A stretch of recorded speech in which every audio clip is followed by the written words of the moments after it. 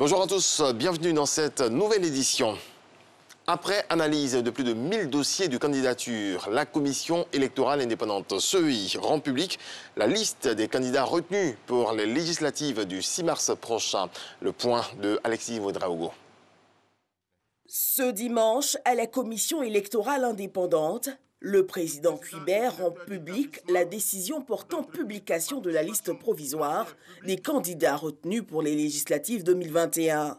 Sur quelques 1292 dossiers de candidature déposés, un revirement et plusieurs désistements actés par la Commission. Considérant que, conformément au code électoral, le candidat ou la liste de candidats peut se retirer de l'élection même après la publication de la liste définitive des candidats, qu'il y a lieu de donner aux susnommés acte de leur désistement. Considérant que Dame Kayo Slaa Clarisse, candidate indépendante dans la circonscription électorale numéro 199 Benouye, Goulaleu, commune sous-préfecture, a exprimé sa volonté de ne plus se présenter en qualité d'indépendant, mais plutôt sous la bannière du Rassemblement des Oufouettistes pour la démocratie et la paix, RHDP, qu'il y a lieu de lui en donner acte. On note aussi des rejets de candidature n'ayant pas respecté les conditions d'éligibilité. Considérant que sur la conformité à la loi de la composition des dossiers de candidature reçus par la Commission électorale indépendante, il résulte des dispositions de l'article 82, alinéa 1, que toute candidature dont la composition du dossier n'est pas conforme aux dispositions ci-dessus est rejetée par la commission chargée des élections. Qu'à l'issue de l'examen des dossiers des nommés Zama Jean-Luc, Tabita Janvier Rodrigue, Nion Nikez Nyene, Lolo Ake Jules, Douaï Nessemon Bobby Ferdinand et Aye Yapobi Guillaume Valor. Et le ressort que la composition des dossiers des susnommés n'est pas conforme à la loi.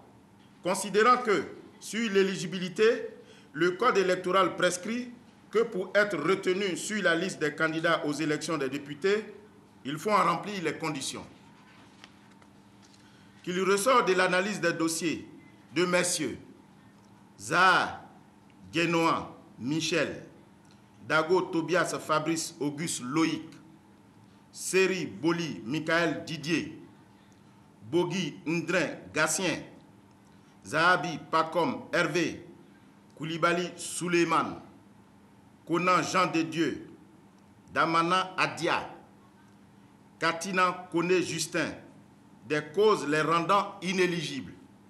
Parmi ces causes, absence d'extrait de naissance, de casier judiciaire et entre autres certificats de résidence.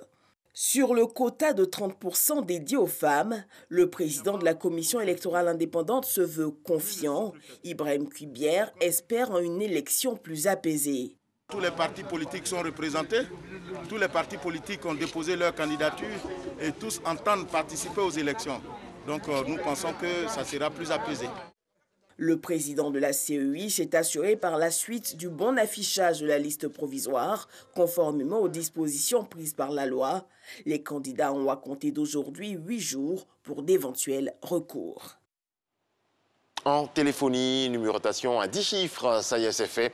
L'opération de basculement prévue se tenir du samedi 30 au dimanche 31 janvier a été lancée entre minuit et 5 heures du matin dans les centres d'opération et de veille déployés par les opérateurs et le régulateur.